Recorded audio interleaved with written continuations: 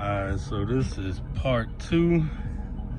The next day after I did my Tahoe, I finally got a chance to put these lights in on my Yukon. So this, you know, they got the Escalade lights that come down the whole side. That's one whole piece. But with these are different. The plastic piece that goes up here, this is one piece, as you can see. And then the bottom portion is one piece. But if you look at it, it damn near look like it's one whole, one solid, complete piece. But it's something different. So glad I was able to get to this. This stuff been sitting in my garage so damn long, man. Like no BS.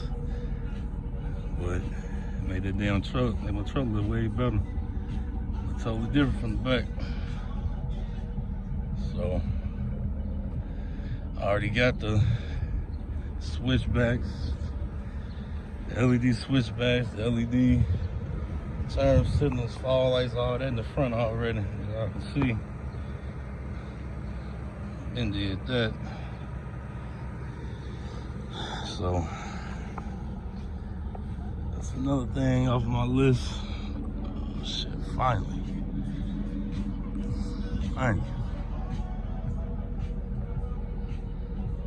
Look good.